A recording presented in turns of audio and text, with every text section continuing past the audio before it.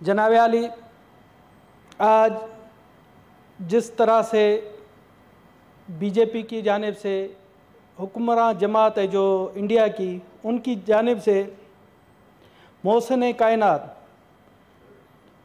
अल्लाह के पैगंबर रहमतुल आलमीन के ख़िलाफ़ जो उनकी शान में गुस्ताखी की गई है, यकीन जाने जिस तरह से यहाँ पर मौजूद हमारे जितने मुस्लिम सेनेटर्स हैं उनके जज्बात मजरू हुए, उनके जज्बात को ठेस पहुँची है, उतना ही हम गैर मुस्लिम सेनेटर्स को अफसोस हुआ है, हमारे दिल भी दुखी हुए हैं।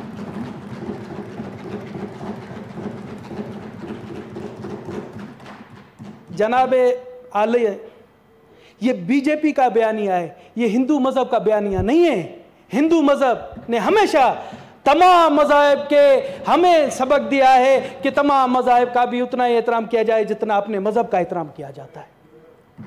तो हम एक शख्स के या एक जो मोदी सोच वाली आरएसएस की सोच वालों को किसी मज़हब से हम नहीं मिलाते, ये उनकी सोच है और उन्हीं का वतीरा रहा है। उन्होंने हमेशा, आप ये देखें कि मोदी जो सोच है, मोदी सोच ने तो वहाँ के अछूत हिंदुओं पर भी ज़िंदगी हराम की हुई है, वो उनके अपने मज़हब के लोग हैं, उन पर भी उन्होंने ज़िंदगी हराम की है। तो मुसलमानों के ऊपर तो उन्होंने किया है, मगर अपने पर भी किया हुआ है। तो जनाब आला, यहाँ पर गिलानी साहब ने कहा कि ये उम्मा के लिए, मुस्लिम उम्मा के लिए स्यादन है। मैं कहता हूँ ये इंसानियत के लिए स्यादन है, पूरी दुनिया के लिए स्यादन है कि हुज़ूर पाक की शान गुस्ताखी की जा रही है। मैं इस चीज़ का गवाह हूँ, मैं बचपन से देखता आ रहा हूँ। मैं पूरी दुनिया को बता देना चाहता हूँ कि जो एक सच्चा मुस्लिम है, जो एक सच्चा अगर कमज़ोर अकायद का भी मुस्लिम है, मगर जब हुज़ूर पाक की शान के हवाले से बात आती है तो वो अपनी औलाद से भी ज़्यादा, अपने माँ बाप से भी ज़्यादा, अपनी तमाम कीमती चीज़ों से ज़्यादा हुर्मत रसूल पर कुर्बान हो जाता है। उसकी हुर्मत रसूल के लिए वो अपनी जान कुर्बान के लिए तैयार हो जाता है। जनाब आला, यही मैं समझाना चाहता हूँ पूरी दुनिया को कि आप इस तरह से करके मुसलमानों के जज्बात से ना खेलें, मुसलमानों के जज्बात को ठेस ना पहुँचाए। आप देखें कि हुज़ूर पाक सल्लल्लाहु अलैहि वसल्लम ने हमेशा इंसानियत का दर्स दिया।